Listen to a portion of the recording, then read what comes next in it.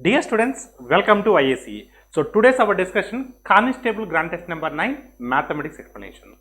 So coming to the first question here, 70% of the students who attended in school A passed an exam.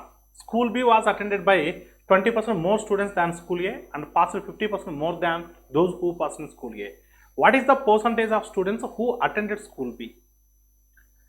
ఒక పరీక్షలో school ఏలో పరీక్షకు హాజరైన విద్యార్థుల్లో 70% మంది ఉత్తీర్ణులైనారు.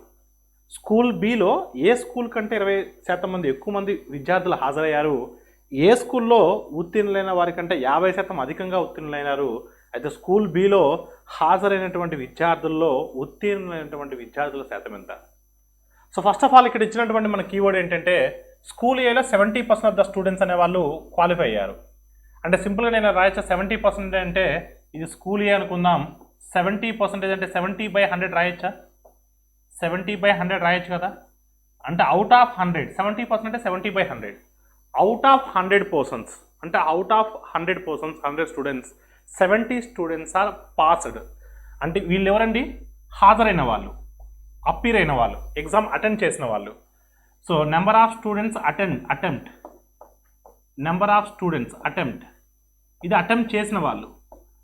సో వీళ్ళెవరు? 70 ఎవరు? పాస్ అయిన వాళ్ళు. 70 ఎవరు? పాస్ అయిన వాళ్ళు. అంటే స్కూల్ ఏలో 100 మెంబర్స్ హాజరవుతే ఆ 100 మెంబర్స్లో 70 మెంబర్స్ పాస్ అయ్యారు. ఇంకా మనకు స్కూల్ బి గురించి అడుగుతున్నాడు. స్కూల్ బిలో స్కూల్ ఏలో ఎంతమంది అయితే హాజరయ్యారో వారికంటే 20% అధికంగా హాజరయ్యారు. అంటే 20% అధికం అంటే 20% అధికం అంటే ఇక్కడ ఒకసారి మీరు చూస్తే 20% అధికం. అప్పుడు ఎంతమ్మా? 100 మీద 20% అంటే ఎంత? 20. అప్పుడు స్కూల్ బిలో హాజరైన వాళ్ళు ఎంతమంది అమ్మా? 120. స్కూల్ బిలో హాజరైన వాళ్ళు 120. మరి స్కూల్ బిలో పాస్ అయిన వాళ్ళు ఎంతమంది?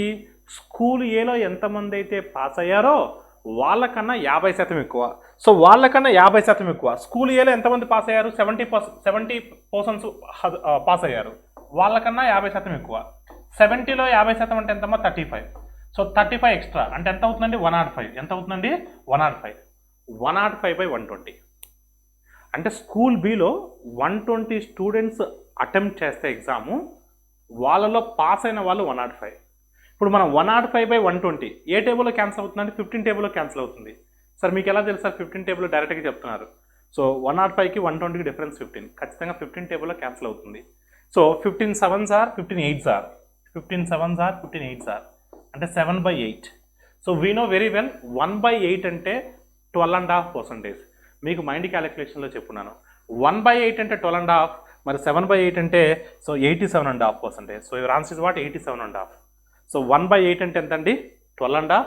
7/8 అంటే 87.5. 12.5 7s are 87.5. So your answer is what? Option A.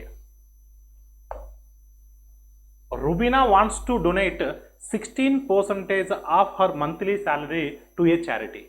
But when he donates, he changes his mindset and he pays 75% of what he wants to donate. That is 6,567. Then what is the Rubina's monthly salary? Rubina తన నెలసరి జీతంలో 16% ఒక స్వచ్ఛంద సంస్థకి విరాళంగా ఇవ్వదలిచింది. కానీ విరాళం ఇచ్చేటప్పుడు మైండ్ సెట్ చేంజ్ అయిపోయింది. తను ఎంతైతే ఇవ్వదలుచుకుందో దాంట్లో 75% మాత్రమే ఇచ్చింది. ఆ ఎంత అంటే 75% 6567. అయితే రుబినా యొక్క నెల జీతం ఎంత? So first of all Rubina 16% ఇవ్వాలనుకుంది. 16% ఇవ్వాలనుకుంది. రుబినా ఎంత పర్సెంట్ ఇవ్వాలనుకుంది? 16% ఇవ్వాలనుకుంది తన శాలరీలో. కానీ ఇచ్చేటప్పుడు ఇవ్వదలుచుకున్న దాంట్లో 75% ఇచ్చింది. ఇవ్వదలుచుకున్న దాంట్లో 75% ఇచ్చింది. అంటే 75% ఆఫ్ 16%. 16% ఇద్దామనుకుంది, దాంట్లో 75% మాత్రమే ఇచ్చింది. అంటే 75% 3/4 కదా. 75% 3/4 కదా. అంటే 3/4 ఆఫ్ 16%. సో 3/4 ఆఫ్ 16% అంటే ఎంతమ్మా? 4 4s are 3 4s are 12 అంటే 12%. అంటే ఎంత తన శాలరీలో ఎంత పర్సెంట్ ఇచ్చిందండి? 12% ఇచ్చింది. తన శాలరీలో 12% డొనేట్ చేసింది. అంటే పర్సంటేజ్ ప్రకారం 12% అండి. పర్సంటేజ్ ప్రకారం 12%. కానీ వాల్యూ ప్రకారం ఎంతండి? 6567. వాల్యూ ప్రకారం ఎంత? 6567. అంటే పర్సంటేజ్ ప్రకారం 12%, వాల్యూ ప్రకారం 6567. అయితే మనకు టోటల్ శాలరీ సో 100% విలువ ఎంత? ఒకసారి మీ జాగ్రత్త చూడమ్మా. 12 టేబుల్లో 65 ఎన్ని టైమ్స్ పోతుందంటే 12 5 టైమ్స్ పోతుంది. 12 టేబుల్లో సో 65 ఎన్ని టైమ్స్ పోతుందంటే 5 టైమ్స్ పోతుంది. 5 టైమ్స్ పోతుంది. ఓకేనమ్మా. 12 5 60 అంటే మన ఆన్సర్ 5తో స్టార్ట్ అవ్వాలి. సో మన ఆన్సర్ 5తో స్టార్ట్ అవ్వాలి. మన ఆన్సర్ 5తో స్టార్ట్ అవ్వాలి. సో మన ఆన్సర్ 5తో స్టార్ట్ అవ్వాలి. సో 5తో స్టార్ట్ అయ్యే ఆప్షన్ ఏముందంటే ఒకటే ఆప్షన్ ఉంది. So option B is the right answer. Entire calculation చేయక్కర్లేదు. మీరు క్రాస్ మల్టిప్లై చేసి సర్కట్ చేసినా అదే ఆన్సర్ వస్తుంది. No doubt in that one. కానీ మన ఎగ్జామ్ పాయింట్ ఆఫ్ వ్యూ ఎప్పుడు కూడా సో కరెక్ట్ ఆన్సర్ కోసం ట్రై చేయకూడదు, బెస్ట్ ఆప్షన్ కోసం ట్రై చేయాలి. So directly we are going to pick the option B. Option B is the right answer. So sir అన్ని options 5తో స్టార్ట్ అయితే అప్పుడు ఏం చేస్తారు సార్? అప్పుడు సమ్మును సాల్వ్ చేద్దాం, నో ప్రాబ్లం. ఇంకో డిజిట్ తీసుకుంటారు. ఇప్పుడు అన్ని ఆప్షన్స్ 5తో స్టార్ట్ అయ్యాయి అనుకోండి. 12 5 ఎంత? 60 కదా. 60 అంటే ఇంకెంత ఉంటుందంటే 5 ఉంటుంది, 56 ఉంటుంది. 12 టేబుల్లో 56 4 టైమ్స్ పోతుంది. 12 4 48 అంటే 54తో మన ఆన్సర్ స్టార్ట్ అవ్వాలి. అలా చూసుకుంటాను. ఓకేనా? అంతేగాని చివరి వరకు ఎంటైర్ ఆన్సర్ చేయాల్సిన అవసరం లేదు. So 12 4 48 remainder is what? So 56లోంచి మనం ఒక 48 సబ్ట్రాక్ట్ చేసామనుకోండి. 56లోంచి 48 సబ్ట్రాక్ట్ చేస్తే ఇంకొక 80 ఉంటుంది, 87. 87 అంటే 12 6 hours, 12 7 hours 84, 12 7 hours 84. ఓకేనమ్మా. 12 2 hours 24, 12 5 hours 60 అంటే 547.25 టైమ్స్ పోతాయి. సో 547.25 ఇంటూ 100 అంటే సో 54725 54725 54,725. ఆల్ ఆఫ్ క్లియర్ అండి. సో అలా ఎండ్ వరకు చేయక్కర్లేదు. ఆల్ ఆఫ్ క్లియర్ అండి. సో మనకు కావాల్సింది ఉన్న 4 ఆప్షన్స్లో బెస్ట్ ఆప్షన్. అదే మన మైండ్ సెట్లో ఉండాలి.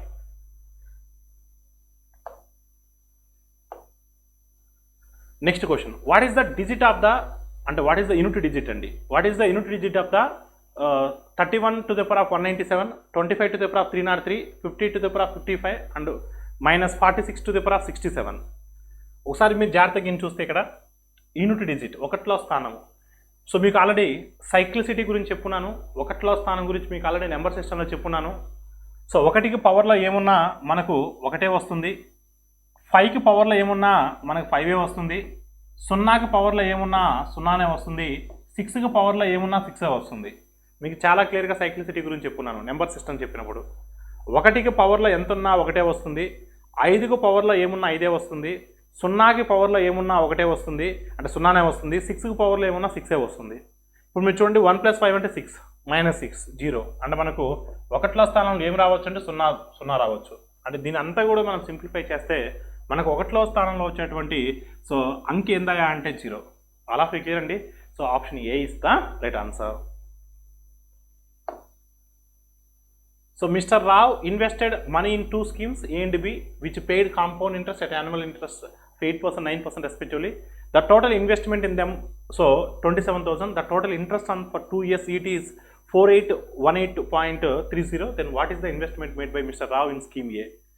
సో మిస్టర్ రావు వరుసగా 8%, 9% వార్షిక వడ్డీ రేట్లపై చక్రవడ్డీ ఇచ్చే 2 స్కీములు ఏబీలలో డబ్బు పెట్టుబడి పెట్టాడు. వాటిలో మొత్తం పెట్టుబడి 27,000. వాటిపై 2 సంవత్సరాలకు వచ్చినటువంటి మొత్తం వడ్డీ 4818.30. అయినా స్కీమ్ ఏలో మిస్టర్ రావు పెట్టినటువంటి పెట్టుబడి ఎంత? ఇక్కడ విషయం ఏంటంటే మిస్టర్ రావు దగ్గర 27,000 రూపీస్ ఉన్నాయి. ఆ 27,000 రూపీస్లో కొంత సొమ్మును మొదటి స్కీమ్లో పెట్టాడు, ఈ స్కీమ్ ఏలో పెట్టాడు, రిమైనింగ్ దాన్ని స్కీమ్ బిలో పెట్టాడు. ఇది సింపుల్ ఇంట్రెస్ట్ కాదు, కాంపౌండ్ ఇంట్రెస్ట్. సింపుల్ ఇంట్రెస్ట్ అయితే ఈజీగా చేయొచ్చు, ఇది కాంపౌండ్ ఇంట్రెస్ట్. కాంపౌండ్ ఇంట్రెస్ట్ అయినప్పటికీ 1 year అయితే ఈజీగా చేయొచ్చు, కానీ ఇది 2 yearsకి. ఎందుకంటే ఫస్ట్ ఇయర్ కాంపౌండ్ ఇంట్రెస్ట్ డిఫరెంట్గా ఉంటుంది, సెకండ్ ఇయర్ కాంపౌండ్ ఇంట్రెస్ట్ డిఫరెంట్గా ఉంటుంది. అంటే మనం మిక్సర్ అలిగేషన్ ద్వారా చేయలేము. ఇక్కడ స్కీమ్ ఏలో X రూపీస్ పెట్టారనుకుంటే స్కీమ్ బిలో 27,000 - X అవుతుంది, అది సర్కస్ అవుతుంది. అలా కూడా చేయడం కష్టం అవుతుంది. అందుకే నేను త్రూ ఆప్షన్ ద్వారా వెళ్తానండి, ఒకసారి జాగ్రత్త చూడమ్మా. అంటే స్కీమ్ ఏలో ఎంత పెట్టాను అడుగుతున్నాడు కాబట్టి నేను స్కీమ్ ఏలో 12,000 రూపీస్ పెట్టాడని తీసుకుంటున్నాను. జస్ట్ 12,000 మీద నేను ఆన్సర్ అటాక్ చేస్తున్నాను. సో 12,000 రూపీస్ స్కీమ్ ఏలో గిన పెట్టినట్లయితే సో ఫస్ట్ ఇయర్ ఇంట్రెస్ట్ ఎంత అవుతుందమ్మా? 8% కదా, 8% కదా. ఫస్ట్ ఇయర్ ఇంట్రెస్ట్ ఎంత? 1% అంటే 120. సో 8% అంటే 960. So first year interest is 960. First year interest is what? 960. So first స్కీమ్లో నేను 12,000 పెట్టాడు అనుకుంటున్నాను.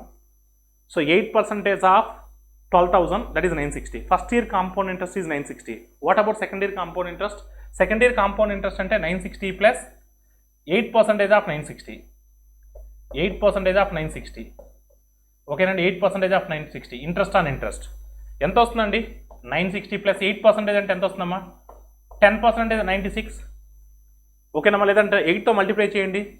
8 6 ఆర్ 48, 8 6 ఆర్ 48, 8 9 ఆర్ 72, 72 ప్లస్ 4 76 అంటే 76.8 వస్తుంది. 76.8 వస్తుంది. ఇప్పుడు చూడండి 960 960 1920, 1920 ప్లస్ 76, 1920 ప్లస్ 76 అంటే ఎంత వస్తుందండి? 1996.8. And this is what first scheme interest. 960 960 1920, 1920 plus 76 1996.8. In the first scheme here we received 1996.8 compound interest. ఇప్పుడు మనం total principal it is what 27,000. Out of 27,000 12,000 మనం స్కీమ్ ఏలో ఇన్వెస్ట్ చేసాం. అంటే ఇంకా రిమైనింగ్ 15,000 ఎక్కడ ఇన్వెస్ట్ చేసి ఉంటాం? రిమైనింగ్ 15,000 ఎక్కడ ఇన్వెస్ట్ చేసి ఉంటాం? స్కీమ్ బిలో ఇన్వెస్ట్ చేసి ఉంటాం. స్కీమ్ బిలో మరి ఇది కూడా చెక్ చేయాలి. ఎందుకంటే మనం టోటల్ ఇంట్రెస్ట్ అనేది సో 4818.30 వస్తుందో లేదో మనం కనుక్కోవాలి. సో 15,000 రేట్ ఆఫ్ ఇంట్రెస్ట్ ఎంతమ్మా? సెకండ్ కేసులో రేట్ ఆఫ్ ఇంట్రెస్ట్ ఎంత? 9%. 9% అని 15,000, 1% అంటే 150, 9% అంటే ఎంత? 1350. 9% ఎంత? 1350. So first year compound interest is 1350. Then what about second year compound interest? 1350 plus interest on అంటే 9% ఆఫ్ 1350, 9% ఆన్ 1350, 9% ఆన్ 1350 ఎంత వస్తుందండి? 10% అంటే 135, 10% అంటే 135, 135 నుంచి 1% అంటే సో 1% అంటే 13.5, 135 నుంచి 13.5 తీసేయండి. ఓకేనమ్మా? లేదా 9తో మల్టిప్లై చేయండి. 9 5 are 45, 9 3 are 27, 27 plus 4 41, 31. So 9 1 are 9, 9 plus 3 12 అంటే 121.5, 121.5. లేదు మీరు 10% 135, 1% 13.5. సో 135 నుంచి 13.5 తీసేస్తే 121.5 వస్తుంది. 121.5 వస్తుంది. ఓకేనండి? సో ఇప్పుడు చూడమ్మా, first year interest 1350, second year interest 1350 plus 121.5, 1350 2700, 2700 plus 121, 2700 plus 100 2800 అంటే మనకి ఇక్కడ ఎంత వస్తుందమ్మా? 2821.5, 2821.5. సో ఇప్పుడు ఇది సెకండ్ కేస్ ఇంట్రెస్ట్. ఈ రెండు యాడ్ చేస్తే మనకి ఏం రావాలి? సో 4818.30 వస్తుందా లేదా చెక్ చేసుకోవాలి. మీరు కాలం చెక్ చేసుకోండి. సో ఇక్కడ ఒక నేను అనేది ఏంటంటే ఇక్కడ ఒక 4 యాడ్ చేయండి. ఇక్కడ 4 యాడ్ చేస్తే ఏమవుతుంది? 2000 అవుతుంది. ఇక్కడ 2000, ఇక్కడ 2817, అప్పుడు 4817. సో 0.5 0.8 యాడ్ చేస్తే 1.3, 1.3 ప్లస్ 4817, 4818.30 ఎగ్జాక్ట్గా సూటబుల్ అవుతుంది. సో మన ఫస్ట్ ఆప్షన్ మనం కరెక్ట్ అవుతుంది. ఫస్ట్ ఆప్షనే మన ఆన్సర్ అవుతుంది. సార్ మీరు ఫస్ట్ ఆప్షన్ తీసుకున్నారు కాబట్టి సాటిస్ఫై అయింది కాబట్టి ఓకే సార్, మరి ఫస్ట్ ఆప్షన్ సాటిస్ఫై అవ్వకపోతే పరిస్థితి ఏంటి సార్ మీరు అడగవచ్చు. ఒకవేళ సాటిస్ఫై అవ్వలేదనుకోండి మళ్ళీ సెకండ్ ఆప్షన్ తీసుకొని ట్రై చేయను. ఇక్కడ మనకు అంటే ఇది 2 యాడ్ చేస్తే మనకి ఎంత వేరియేషను అంటే అసలు ఆన్సర్ కన్నా మనకి ఎంత వేరియేషన్లో ఉందో చూసుకుంటాను. అంత వేరియేషన్లో ఉన్నటువంటి ఆప్షన్ని నేను క్లిక్ చేస్తాను. అంటే సే ఫర్ ఎగ్జాంపుల్ ఇక్కడ మనకు ఈ వచ్చేటువంటి ఈ ఇంట్రెస్ట్ అనేది 4818.30 రాకుండా ఎక్కువ వచ్చిందనుకోండి, ఇంకా ఎక్కువ వచ్చిందనుకోండి, అప్పుడు మనం స్కీమ్ ఏలో ఇంకొంచెం ఎక్కువ పెట్టాలి. అప్పుడు మన ఆన్సర్ 12,000 కాదు 12,100 క్లిక్ చేస్తారు. అలా క్లియర్ అండి. సో అంటే వచ్చినటువంటి డిఫరెన్స్ని బేస్ చేసుకుని నేను ఆప్షన్ పిక్ చేస్తాను. అంతేగాని మళ్ళీ 12,000 ఆప్షన్ సాటిస్ఫై అవ్వలేదని మళ్ళీ 13,000 తీసుకొని లేదా 15,000 తీసుకొని సర్కట్ చేయను. అక్కడ వచ్చేటువంటి ఆన్సర్ని బేస్ చేసుకొని కూడా మనం ఆన్సర్ని క్లిక్ చేయొచ్చు. అలా క్లియర్ అండి. సో మీరు దీనికన్నా మీరు ఏ మెథడ్ని ఫాలో అయినా సరే మీకు సర్కస్ అవుతుంది. అలా ఓకేనండి. Next question, 7,700 can be given in 2 parts. The first part at 20% rate for 5 years and the second part at 9% rate for 6 years. Find the second part if the interest are equal. So whenever interest are equal, this is the keyword అండి. Underline this word all of you. ఇటువంటి keyword కనిపిస్తే so మనం ఈ మోడల్ని identify చేయాలి. 7,700 రూపీస్ను 2 భాగాలుగా మొదటి భాగాన్ని 5 సంవత్సరాలకు 20% రేటు ప్రకారం, రెండో భాగాన్ని 6 సంవత్సరాలకు 9% రేటు ప్రకారం ఇవ్వగా వచ్చు బారు వడ్డీలు సమానమైతే రెండో భాగాన్ని కనుగొనండి. చూడమ్మా, బారు వడ్డీలు సమానం, ఇంట్రెస్ట్ ఈక్వల్ అన్నాడు. ఎప్పుడైనా సరే ఇంట్రెస్ట్ ఈక్వల్ అన్నప్పుడు మనం మొత్తం వడ్డీ రేటు నిష్పత్తి తీసుకోవాలి. Total rate of interest R/T ratio తీసుకోవాలి. R/T అంటే so total rate of interest మొత్తం వడ్డీ రేటు ఆ నిష్పత్తి తీసుకోవాలి. ఎందుకంటే total rate of interest is always inversely proportional to principal. మొత్తం వడ్డీ రేటు అనేది అసలుకి ఎల్లప్పుడూ కూడా విలోమానుపాతంలో ఉంటుంది. సో ఇప్పుడు R/T మొదటి కేసులో R ఎంతమ్మా? 20%. ఫర్ హౌ మెనీ ఇయర్స్ అంటే 5 years. సెకండ్ కేసులో ఆర్ ఎంతమ్మా? సెకండ్ కేసులో ఆర్ ఎంత? 9%. ఫర్ హౌ మెనీ ఇయర్స్ అంటే 6 years. సో ఏమైనా క్యాన్సిల్ ఏమాడితే క్యాన్సిల్ చేయండి అమ్మా. క్యాన్సిల్ ఏమాడితే క్యాన్సిల్ చేయండి. 2 టేబుల్లో క్యాన్సిల్ అవుతుంది. 2 1s are 2 3s are. అప్పుడు 50:27, 50:27 అంటే ఆర్ ఇంటూ టీ అనేది 50:27 అంటే అప్పుడు ప్రిన్సిపల్స్ నిష్పత్తి ఏమవుతుందండి? Principals ratio is 27:50. అంటే 27 parts in first part, 50 parts in second part. Total how many parts అంటే 77 parts. Total principal is 77 parts. 77 parts is nothing but 7,700. So 77 parts is nothing but 7,700. Total principal is 7,700. So appudu each part is what? 100. They're asking second one. Rondo bhagam. So 50 parts. 50 into 100. 50 into 100, 5,000. So your answer is what? 5,000. So 5,000 is the right answer. Option A is the right answer. Next question. The length of one diagonal of the quadrilateral is 8 centimeters. The length of the perpendicular vertical lines drawn from the opposite vertices on this diagonal are 10 centimeters and 6 centimeters. Then find the area of the quadrilateral. చతుర్భుజంలోని ఒక కర్ణం పొడవు 8 సెంటీమీటర్లు.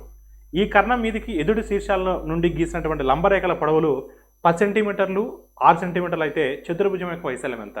చూడండి అమ్మా, ఏదైనా ఒక చతుర్భుజం తీసుకోండి. అది ఏ చతుర్భుజమైనా కావచ్చు. ఒక చతుర్భుజం తీసుకోండి. ఒక కర్ణం ఇచ్చున్నాడండి, ఒక డయాగోనల్ ఇచ్చున్నాడు. సో ఈ డయాగోనల్కి 2 లంబరేఖలు గీసామండి. 2 లంబరేఖలు గీసాం. ఓకేనమ్మా, 2 లంబరేఖలు గీసాం. సో కర్ణం పొడవు ఇచ్చున్నాడండి. కర్ణం పొడవు ఎంత ఇచ్చున్నాడమ్మా? ఫర్ ఎగ్జాంపుల్ దీన్ని ఏబిసిడి అనుకుంటే, సో ఏబిసిడి అనుకుంటే ఓకేనమ్మా. సో ఇది పి, ఇది క్యూ అనుకుంటే ఏపీ సిక్యూ అనేవి లంబరేఖలు, ఏబిసిడి అనేది చతుర్భుజం. సో దీని యొక్క వైశాల్యానికి ఫార్ములా ఏంటంటే, ఇప్పుడు దీన్ని మనం ఈ చతుర్భుజాన్ని 2 త్రిభుజాలుగా ఏర్పరచవచ్చు. 2 triangles. One it is ABD triangle, another one it is BCD triangle. So what is the area of the triangle? Half into base into height. So base అనేది రెండింటికి కామనే. బేస్ అనేది రెండింటికి కామనే. అందుకని half into base, half B D. So base same కాబట్టి half బీడీని common తీస్తున్నాను. జనరల్గా అయితే మనం ఎలా రాస్తామంటే half into, so base into height plus half into base into height. రెండిట్లో హాఫ్ బేస్ సమానం కాబట్టి ఆ రెండు కామన్ తీశాను. ఇంకా ఏమొస్తుందండి? దీంట్లో హైట్ వస్తుంది, దీంట్లో హైట్ వస్తుంది. దీంట్లో హైట్ ఎంతమ్మా? ఏపీ. సో దీంట్లో హైట్ ఎంత అంటే సిక్యూ. సో మనకు అన్ని డైమెన్షన్స్ అన్నీ ఇచ్చినాడండి. సో మనకి ఇచ్చినటువంటి డయాగోనల్ ఎంతమ్మా? 8. సో పర్పెండిక్యులర్ లెన్స్ ఎంత అండి? పర్పెండిక్యులర్ లెన్స్ 10, 6 అప్పుడు 16 అవుతుంది. 10 + 6 అంటే 16 అవుతుంది. ఓకేనండి. 2 4s are 16 4s ఎంతమ్మా? 64. 16 4s is what అమ్మా? 64. So 64 square centimeters. Option B is the right answer. All of you clear అండి? Next question. A rectangular measures 20 meters and 30 meters. A 2 meter wide road parallel to the length, 3 meters wide road parallel to the breadth, constructed across middle of the rectangle. Then the area of roads and the rest of the area respectively. ఒక దీర్ఘచతురస్రాకారం కొలతలు 20 మీటర్లు, 30 మీటర్లు. దీని లోపల పొడవుకు సమాంతరంగా 2 మీటర్ల వెడల్పు గల బాట, వెడల్పుకు సమాంతరంగా 3 మీటర్ల మరొక బాట మధ్య నిర్మిస్తే, సో ఆ బాటల వైశాల్యము బాటలు పోగా మిగిలిన ప్రదేశం యొక్క వైశాల్యం వరుసగా ఎంత? చూడమ్మా. సో ఎలా ఉందంటే అది ఒక దీర్ఘచతురస్రం ఉందండి. సో ఒక దీర్ఘచతురస్రం ఉంది. సో పొడవేమో 30 అమ్మ, వెడల్పేమో 20. జనరల్గా మనం అలానే తీసుకుంటాం. సో పొడవుకు సమాంతరంగా 2 మీటర్స్ వైడ్ అండి. పొడవుకు సమాంతరంగా 2 మీటర్స్ వైడ్. పొడవుకు సమాంతరంగా 2 మీటర్స్ వైడ్. అంటే ఈ రోడ్డు యొక్క వెడల్పు ఎంత అంటే 2. ఈ రోడ్డు యొక్క వెడల్పు ఎంత అంటే 2. సో వెడల్పుకు సమాంతరంగా 3 మీటర్స్ రోడ్. వెడల్పుకు సమాంతరంగా 3 మీటర్స్ రోడ్. ఓకేనమ్మా. సో ఫస్ట్ బాట వైశాల్యం కావాలి. బాట వైశాల్యం కావాలంటే ఇది 2 కదా, ఇది 2 కదా. ఇది ఎంతమ్మా? 3. ఇదంతా అండి 3. ఒకసారి మీరు చూడండి. ఇప్పుడు బాట వైశాల్యం కావాలంటే చూడండి. సో ఇది ఫస్ట్ చూద్దాం. 2 ఇంటూ వెడల్పు 2, పొడవు ఎంత అంటే 30. అంటే 30 ఇంటూ 2, 30 ఇంటూ 2 60 ప్లస్ ఈ బాట ఎంత అవుతుందండి? వెడల్పు 3, పొడవు 20. అంటే 20 ఇంటూ 3, 20 ఇంటూ 3. కానీ మీరు ఒకసారి గమనిస్తే మనం ఇది లెక్కెట్టేటప్పుడు ఇది లెక్కెట్టాము, ఈ కామన్గా ఉన్నటువంటి ఏరియా. అదేవిధంగా ఇది లెక్కెట్టేటప్పుడు కూడా మనం ఈ కామన్ ఏరియాని లెక్కెట్టాము. అంటే 2 టైమ్స్ లెక్కెట్టాము. మనం 2 టైమ్స్ లెక్కెట్టామంటే వన్ టైం డిలీట్ చేయాలి కదా. ఇది 3 ఉంటుంది, ఇది 2 ఉంటుంది. అప్పుడు 3 ఇంటూ 2 అంటే ఎంత? 6. అంటే 3 ఇంటూ 2ను మనం సబ్ట్రాక్ట్ చేయాలి. 3 ఇంటూ 2ను మనం సబ్ట్రాక్ట్ చేయాలి. చాలామంది అది మర్చిపోతారు. సో నేను చెప్తున్నాను కదా. సో ఇలా లెక్కెట్టేటప్పుడు ఈ ఏరియాని లెక్కెట్టాము, ఇలా లెక్కెట్టేటప్పుడు ఈ ఏరియాని లెక్కెట్టుంటాం. అంటే ఒకే ఏరియాను 2 టైమ్స్ లెక్కెడుతున్నాం కాబట్టి ఒక సమయము మనం సబ్ట్రాక్ట్ చేయాలి. సో 3 ఇంటూ 2 ఇది ఒక రెక్టాంగిల్ షేప్లోనే ఉంది కాబట్టి లెంత్ 3, బ్రెత్ 2 అంటే 3 ఇంటూ 2 6. సో ఇదేంటంటే బాట వైశాల్యము 30 × 260, 20 × 360, 60 + 60 120, 120లోంచి ఒక 6ని నేను సబ్ట్రాక్ట్ చేస్తే 114. అంటే బాట యొక్క సో వైశాల్యం ఎంత అంటే 114. సో మనకు ఆన్సర్ 114తో స్టార్ట్ అవ్వాలి. మన ఆన్సర్ 114తో స్టార్ట్ అవ్వాలి. సో 114తో స్టార్ట్ అయ్యే ఆప్షన్ ఒకటే ఉందండి. సో 114తో స్టార్ట్ అయ్యే ఆప్షన్ ఒకటే ఉంది. సో అది కాకుండా మరొక ఆప్షన్ ఏమి అడిగాడండి, మరొక క్వశ్చన్ ఏమి అడిగాడు, సో మిగిలినటువంటి సో ప్రదేశం యొక్క వైశాల్యం అడిగినాడు. The remaining area, rest of the area. Rest of the area అంటే టోటల్ ఏరియాల నుంచి ఈ యొక్క so area of the paths తీసేస్తే టోటల్ ఏరియా అంటే 30 × 20 600. 600 నుంచి ఒక 114 సబ్ట్రాక్ట్ చేస్తే 486 కదా. Yes, your answer is what? Option B. Option B is the right answer. Next question. 5 meters length, 2.5 meters breadth. A ditch is excavated to a depth of 3 meters wide and spread over 25 meters length and 50 meters breadth. Then what is the height of, so height at which the plane is flattened over the wide plane? So 5 మీటర్ల పొడవు 2.5 meters వెడల్పు గల ఒక గుంతను 3 మీటర్ల మేర తవ్వి తీసిన మట్టిని 25 మీటర్ల పొడవు 50 మీటర్ల వెడల్పు గల మైదానంపై సమానంగా పరిచిన ఆ మైదానంపై పెరిగినటువంటి ఎత్తు ఎంత? ఇదేం లేదండి. సో కొన్ని కొలతలు గల సో భూమిని గుంత తీశారంటే ఆ గుంతలో తీసిన మట్టిని సో ఆ మట్టిని తీసుకొచ్చి ఇంకో ప్రదేశంలో సో దాన్ని ఈక్వల్గా చదును చేశారండి. చదును చేస్తే ఆ చదును చేసినటువంటి ప్రాంతము అంతకు ముందు దానికన్నా ఇప్పుడు ఆ మట్టి పోయడం వల్ల ఎంతవరకు ఆ హైట్ అనేది ఇంక్రీజ్ అవుతుందో దాని హైట్ అడిగాడండి. అంటే ఇక్కడ ఎంత మట్టి అయితే తీస్తామో అంత మట్టినే కదా అక్కడ పోసేది. అంటే ఇక్కడ ఎంత మట్టి తీసామో దాని వాల్యూము మనం దీని యొక్క వాల్యూమ్కి ఈక్వల్ చేయొచ్చు కదా. ఎస్, అంటే volumes are equal. So volumes are equal అంటే సో చూడమ్మా, L × B × H. L × B × H అంటే ఎంతమ్మా? సో 5 × 2.5ను 5/2 అని రాయొచ్చు కదా, లేదా 2.5 అని రాయొచ్చు కదా. సో 2.5 అని రాయొచ్చు. L × B × H ఎంత ఎత్తమ్మా? 3 meters wide. So is equal to ఇక్కడ మనం ఏదైతే ఆ మట్టిని తెచ్చి దేని ప్లేస్ అయితే పోతున్నామో దాని యొక్క వైశాల్యం అండి. దేని మీద పోస్తున్నాం అండి? 25 meters length and 50 meters wide and మనకు హైట్ కావాలండి, హెచ్ కావాలి. ఓకేనండి. అదే. సో ఒకసారికి మీరు చూస్తే 5 ఎన్ని టైమ్స్ అమ్మా? 10 times. 5 10 times. 2.5 ఎన్ని టైమ్స్ అమ్మా? 10 times. 2.5 10 times 25 అంటే 3/100 వస్తుందండి. అంటే మనకు ఆన్సర్ ఏమొస్తుందంటే 3/100 వస్తుంది. హెచ్ ఈజ్ ఈక్వల్ టు 3/100 అండి. H is equal to what? 3/100. అంటే 3/100ని మనం ఎలా రాయొచ్చండి? 0.03 అని రాయొచ్చా? 3/100 మనం 0.03 అని పెట్టచ్చు కదా. డినామినేటర్లో 2 zeros ఉన్నాయి కాబట్టి మనం 2 decimals తీసుకోవచ్చు కదా. అంటే ఎంతవరకు హైట్ ఇంక్రీజ్ అవుతుందంటే 0.03 meters హైట్ అనేది ఇంక్రీజ్ అవుతుంది. ఆల్ ఆఫ్ యూ క్లియర్ అండి. ఆ మట్టిని తీసి అంటే ఒక లెంత్, బ్రెత్, హైట్ అంత మట్టిని మనం బయటికి తీసి మరొక ప్రదేశంలో కింద పోస్తే ఆ హైట్ ఎంత మేరకు పెరుగుతున్నాయి అంటే 0.03 meters వరకు పెరుగుతుంది. So your answer is what? Option C.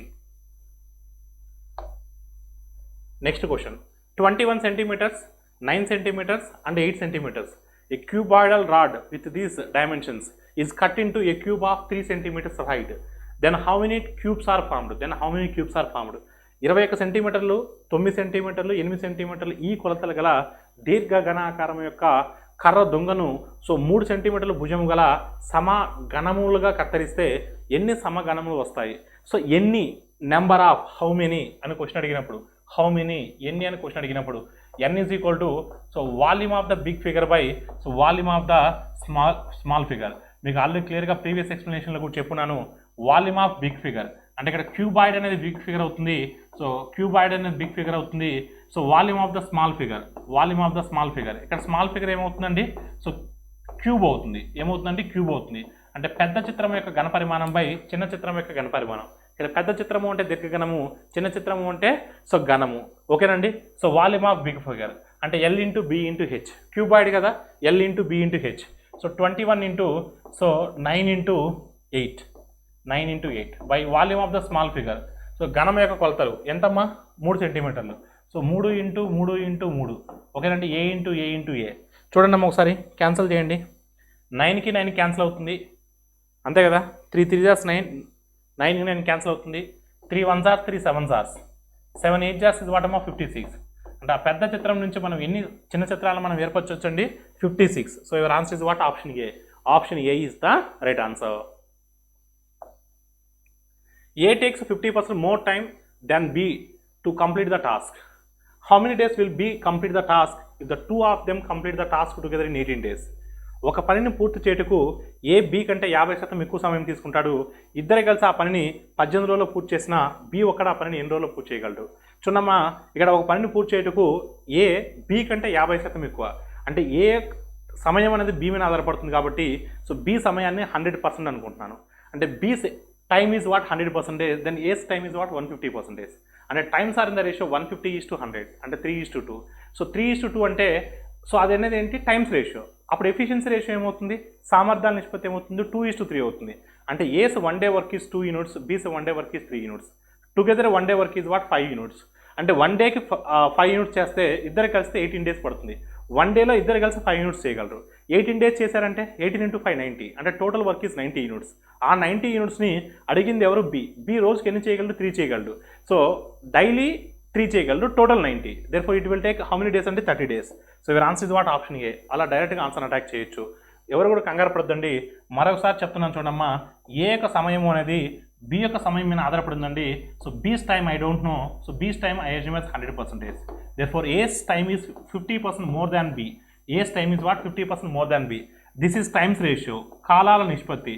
So 3:2, కాలాల నిష్పత్తి 3:2 అంటే అప్పుడు ఎఫిషియన్సీస్ రేషియో, సామర్థ్యాల నిష్పత్తి. సామర్థ్యాల నిష్పత్తి ఏమవుతుంది, 2:3 అవుతుంది. సామర్థ్యాల నిష్పత్తి ఏమవుతుంది, 2:3. అంటే ఏ ఒకరోజు పనికి వెళ్తే 2 భాగాలు చేయగలడు, బి ఒకరోజు పనికి వెళ్తే 3 భాగాలు చేయగలడు. ఇద్దరు కలిస్తే 5 చేయగలరు, ఇద్దరు కలిస్తే ఎన్ని చేయగలరు, 5 చేయగలరు. అలా ఎన్ని డేస్ చేశారంటే 18 days చేశారు. సో అంటే టోటల్ వర్క్ ఏమవుతుంది, 18 days చేశారు, రోజు 5 చెప్పున, అంటే టోటల్ వర్క్ అంటే ఎంత అవుతుంది, 90 అవుతుంది. 90 units అనేది టోటల్ వర్క్. ఈ 90 unitsని అడిగింది ఏంటంటే బి ఒక్కడే ఎన్ని రోజులు చేయగలడు, మొత్తం 90. సో బి రోజుకు 3 చేయగలడు. అలా ఎన్ని డేస్ పడుతుందంటే 30 days పడుతుంది. So your answer is what 30 days. So option A is the right answer. Next question, A and B can do a task together in 12 days. So B and C can do the same task in 16 days. A and B working together for 5 days. So and A leaves the job, then then joined C with B. After that, B left to work for 2 days. So it took another 11 days for C to complete the rest of the work. So then A alone can do the total work in how many days? A alone is the number of days required to complete the entire task. So చూడండి ఒకసారి, ఏబీలు కలిసి ఒక పనిని 12 రోజుల్లో చేయగలరు, బీసీలు కలిసి అయితే 16 రోజుల్లో చేయగలరు. ఏబీలు కలిసి 5 రోజులు పనిచేసిన తర్వాత ఏ పనిని వదిలిపెట్టి వెళ్ళిపోయారు. తర్వాత బి సితో చేరాడు, వీళ్ళిద్దరు 2 రోజులు చేసిన తర్వాత బి వెళ్ళిపోయాడు. సి మిగిలిన పని 11 రోజుల్లో చేశాడు. సో పని పూర్తవడానికి సో మొత్తం అంటే మిగతా పనిని 11 రోజుల్లో చేస్తే ఏ ఒక్కడగిన పనిని కింద తీసుకున్నట్లయితే ఎన్ని రోజుల్లో ఏ ఆ పనిని కంప్లీట్ చేస్తుందని క్వశ్చన్ అడుగుతున్నాడు. ఓకేనమ్మా, ఫస్ట్ ఆఫ్ ఆల్ ఇచ్చిన డేటా ఏంటంటే ఇక్కడ మనకు ఒకసారి మీరు చూస్తే జాగ్రత్తగా, సో ఇచ్చిన డేటా మనకి ఎలా ఉందంటే ఇక్కడ so AB together how many days అండి, AB together. So AB together 12 days. So BC together how many days అండి, బీసీ టుగెదర్.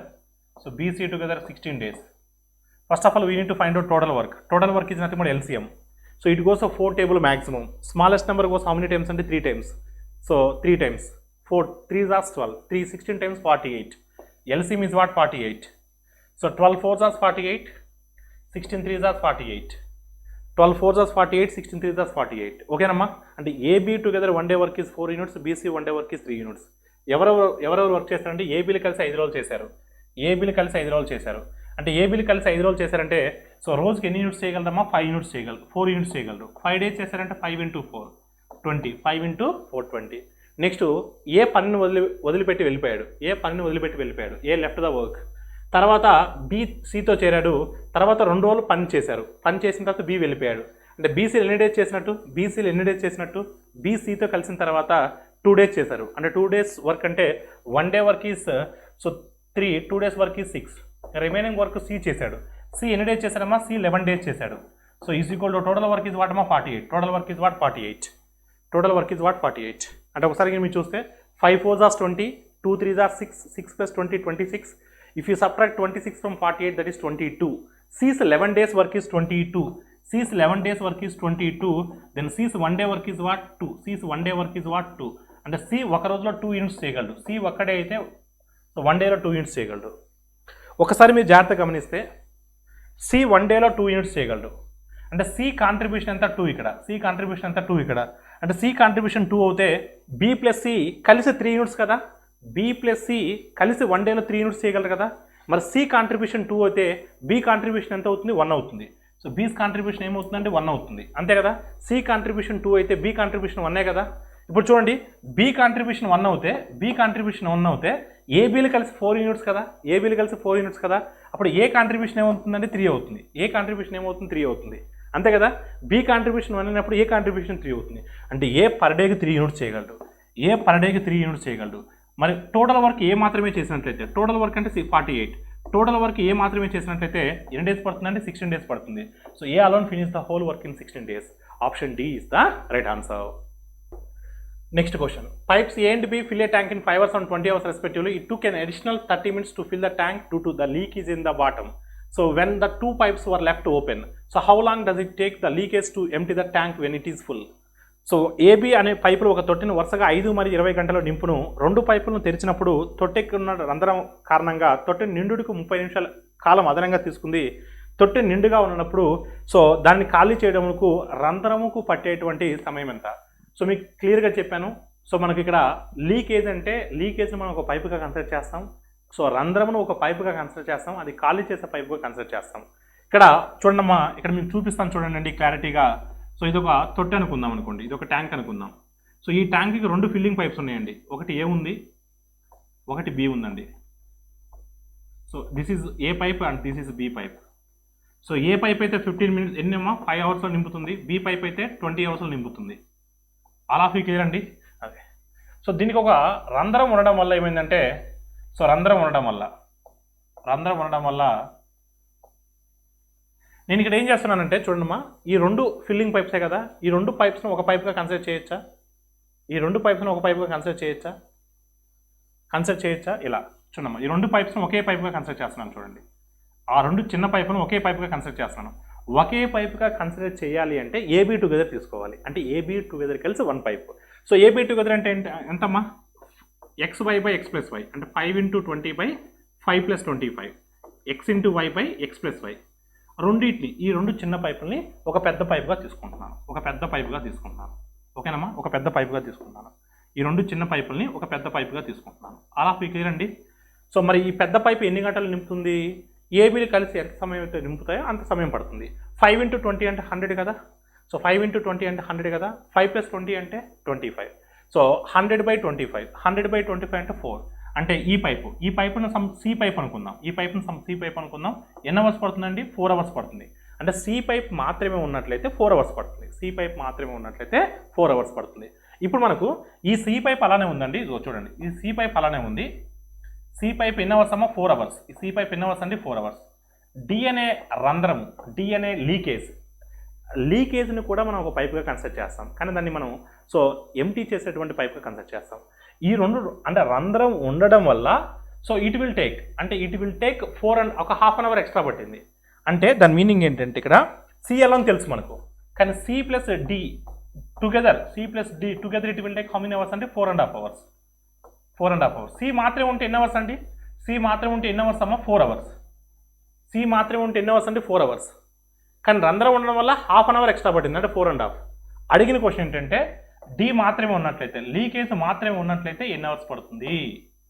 లీకేజ్ మాత్రమే ఉన్నట్లయితే నిండుగా ఉన్నటువంటి ట్యాంక్ని ఎన్ని గంటల్లో ఖాళీ చేస్తుంది అంది క్వశ్చన్. ఇప్పుడు మనకు ఏబీ టుగెదర్ తెలుసు, ఏ అలోన్ తెలుసు. మీకు 6th పాయింట్ చెప్పాను టైమ్ అండ్ వర్క్ చెప్పినప్పుడు. ఏబీ టుగెదర్ అంటే ఇక్కడ C D together we know, C alone we know. Now we need what? D alone. మీకు ఏమని చెప్పానమ్మా? XY by X plus Y. XY అంటే 4.5 మనం ఎలా రాయొచ్చు? 9/2 అని రాయొచ్చు. Y minus X అంటే 4.5 minus 4. 4.5 minus 4 అంటే 1/2నే కదా. 4.5లోంచి 4 తీసేస్తే హాఫే కదా. XY by Y minus X. ఓకేనండి. అదే ఇప్పుడు హాఫ్కి హాఫ్ క్యాన్సిల్ అయితే 4 9 జాస్ ఎంతమ్మా? 36. అంటే లీకేజ్ మాత్రమే ఉన్నట్లయితే ఆ నిండుగా ఉన్నటువంటి ట్యాంక్ని ఎన్ని గంటల్లో ఖాళీ చేయగలదు? సో 36 గంటల్లో ఖాళీ చేయగలదు. So your answer is what? Option D. Option D is the right answer. Half of the total distance a person has to travel in his car is an average of 21 km/h. What is the distance traveled by a person if the remaining half of the distance traveled at an average speed of 24 km/h in total 10 hours? So ఒక వ్యక్తి తన కార్లో ప్రయాణించవలసినటువంటి మొత్తం దూరంలో సగటున గంటకు 21 కిలోమీటర్ల వేగంతో మిగిలిన సగటును 24 కిలోమీటర్ల వేగంతో ప్రయాణించినట్లయితే ప్రయాణానికి పట్టినటువంటి మొత్తం సమయం 10 గంటలైతే అతను ప్రయాణించినటువంటి దూరం ఎంత? సో ఫస్ట్ దూరం అడుగుతున్నాడు, అంటే డిస్టెన్స్ అడుగుతున్నాడు. డిస్టెన్స్ అంటే ఏంటి? స్పీడ్ ఇంటూ టైం కదా. డిస్టెన్స్ ఇది nothing but speed into time కదా. స్పీడ్, కానీ ఇక్కడ స్పీడ్ మనకు 2 స్పీడ్స్ ఉన్నాయి, అంటే యావరేజ్ స్పీడ్ తీసుకోవాలి. యావరేజ్ స్పీడ్, ఇక్కడ distance is constant, here distance is constant కదా. డిస్టెన్స్ కాన్స్టెంట్ కదా. So first half of the distance he covered with 21 kilometre per hour. Next half of the distance he covered with 24 kilometre per hour. అంటే when our distance is constant, దూరము తటస్థమైనప్పుడు సగటు వేగానికి formula ఏంటి? 2 into S1S2 by 2 into S1S2 by, so 2 into S1S2 by S1 plus S2 అంటే 21 plus 24 అంటే 45. So into time is what 10 hours. This is speed. So this is speed, this is time. Speed into time is nothing but distance. స్పీడ్ని average స్పీడ్గా ఎందుకు తీసుకున్నాను అంటే, వెళ్ళేటప్పుడు ఒక స్పీడ్తో వెళ్ళాడు, ఫస్ట్ హాఫ్ డిస్టెన్స్ అనేది ఒక స్పీడ్తో వెళ్ళాడు, రిమైనింగ్ హాఫ్ డిస్టెన్స్ అనేది ఒక స్పీడ్తో వెళ్ళాడు. కాబట్టి when our distance is constant, so what is the average speed? 2 into S1S2 by S1 plus S2. So ఒకసారి క్యాన్సిల్ చేయండి అమ్మా. Any common terms are there? Cancel the common terms. So ఒకసారి మీరు చూస్తే 5 2s are, so 5 9s are. So 9లో 2 3s ఉంటాయి, 3 into 3 రాయొచ్చు. 9 ఎలా రాయొచ్చు? 3 ఇంటూ 3 రాయొచ్చు. ఒక 3తో 8 టైమ్స్ క్యాన్సిల్ చేయండి, ఒక 3తో 7 టైమ్స్ క్యాన్సిల్ చేయండి. అంటే 2 7s are 14, 8 2s are 16. So 16 14 times 224, 16 10 times 160, 16 4s are 64, 64 plus 160 224. So distance is what? 224 kilometers. Distance is what? 224 kilometers. Option C is the right answer. The distance between the two stations A and B is 900 kilometers. One train travels at an average speed of 30 km per hour from station A to B, and another train travels from B to A at an average speed of 40 km per hour and 20 minutes earlier than comparatively another train. How far do the two trains meet from A? How far? So do the two trains meet from A? From A. So underline this word, all of you. Here A, Bలు అను రెండు స్టేషన్ల మధ్య దూరము 900 కిలోమీటర్లు. ఒక రైలు station ఏ నుండి Bకి 30 కిలోమీటర్ల వేగంతో, మరో రైలు స్టేషన్ బి నుండి ఏకి 20 కిలోమీటర్ల వేగంతో 20 నిమిషాలు ముందుగా సగటున 40 కిలోమీటర్ల వేగంతో ప్రయాణిస్తుంది. మరి ఏ నుండి ఎంత దూరంలో రెండు రైలు కలుసుకుంటాయి? చూడమ్మా, చాలా జాగ్రత్తగా చూడండి మీరు. ఇక్కడ ఇది ఏ స్టేషన్ అనుకుందాం, ఇది బి స్టేషన్ అనుకుందాం. ఓకేనండి. ఏ స్టేషన్ నుంచి ఒక ట్రైన్ స్టార్ట్ అయింది at the rate of 30 kilometre per hour. So B station నుంచి అనదర్ ట్రైన్ స్టార్ట్ అయింది 40 కిలోమీటర్ పర్ అవర్. కానీ బి స్టేషన్ నుంచి స్టార్ట్ అయిన ట్రైను ఒక 20 మినిట్స్ ఎర్లియర్గా స్టార్ట్ అయింది. అంటే 20 మినిట్స్ అంటే 1/3 ఆఫ్ ద అవర్. సో గంటకు 40, 1/3 ఆఫ్ ద అవర్కి ఎంత దూరం వెళ్తుందంటే 40/3 కవర్ చేస్తుంది. సో 40/3 కవర్ చేస్తుంది. టోటల్ డిస్టెన్స్ అంతా 900. సో రిమైనింగ్ డిస్టెన్స్ అంటే ఎంత వస్తుంది? 900లో నుంచి 40/3ని సబ్ట్రాక్ట్ చేయాలి. 900లో నుంచి 40/3ని సబ్ట్రాక్ట్ చేయాలి, అంతే కదా. ఇక్కడ నుంచి ఇక్కడికి డిస్టెన్స్ ఎంత అంటే, సో 900 - 40/3. So 900 times 2700. 2700 నుంచి ఒక 40 తీసేస్తే 2660. So 2660/3. This is what required distance. మనకు కావాల్సింది టైం, మనకు కావాల్సింది ఫస్ట్ డిస్టెన్స్ కావాలి. Distance from A. So distance from A is equal to ఏమని రాయొచ్చండి? Speed of train A into time of train A. ఓకేనమ్మా. So speed of train A. So speed of train A అంటే ఎంతమ్మా? Speed of train A అంటే 30 kilometre per hour కదా, into 30. Time అంటే ఏంటి? Speed అంటే 30 kilometre per hour. Okay. Time అంటే ఏంటి? Distance by relative speed. Distance అంటే ఎంత? మనకు రిలేటివ్ స్పీడ్ ఎప్పుడు స్టార్ట్ అయింది? సో 20 మినిట్స్ తర్వాత స్టార్ట్ అయింది. ఆ సమయానికి ఆ రెండు రైళ్ళ మధ్య డిస్టెన్స్ ఎంత అంటే ఇంత. సో డిస్టెన్స్ వేసాం by relative speed. So relative స్పీడ్లో మనము ఏ డైరెక్షన్ అంటే ఆపోజిట్ డైరెక్షన్ అంటే 30 + 40 70 అవుతుంది. 3కి 3 క్యాన్సిల్ అవుతుంది. సో 0కి 0 క్యాన్సిల్ అవుతుంది. సో 7 టేబుల్ క్యాన్సిల్ చేయండి. 7 3s are 21, remainder is 56. 7 8s are 56, 0. అంటే distance from A is equal to A నుంచి ఏ ట్రైన్ స్టార్ట్ అయింది? ట్రైన్ ఏ అంటే speed of train A into time of train A. So time of train A అంటే relative speed. distance by relative speed into time into speed. So speed into time is nothing but distance. So your answer is what? 380 kilometers. A నుంచి 380 kilometers దూరంలో వాళ్ళు meet అయ్యారు. Next question, A can run 1 kilometer in less than half minute than comparatively B. In 1 kilometer race, B gets the starting distance of 100 meters ahead of A and loses the race by 100 meters. How long does it take for B to run that distance? 1 kilometre దూరాన్ని B కంటే A అర నిమిషం తక్కువ సమయంలో పరిగెత్తగలడు. B కంటే A అర నిమిషం తక్కువ. ఓకే, అంటే అర నిమిషం అంటే 30 seconds. అంటే B కంటే A అంటే A ఫాస్ట్గా వెళ్తున్నట్టు దాని మీనింగ్. 1 కిలోమీటర్ పరుగు పందెంలో A కంటే 100 మీటర్ల ప్రారంభ దూరాన్ని ముందుగా పొందిన B స్టార్టింగ్లో A స్టార్ట్ చేయకముందే B 100 మీటర్స్ ముందే వెళ్ళిపోయింది. సో ఆ పందాన్ని 100 మీటర్ల దూరంలో ఓడిపోతాడు, మళ్ళీ 100 మీటర్ల దూరంతో ఓడిపోతాడు. 100 మీటర్లు స్టార్టింగ్ ఉంది, అయినా కూడా 100 మీటర్లతో ఓడిపోతాడు. అయితే ఆ పందెం దూరాన్ని పరిగెత్తడానికి బీకి పట్టే సమయం ఎంత?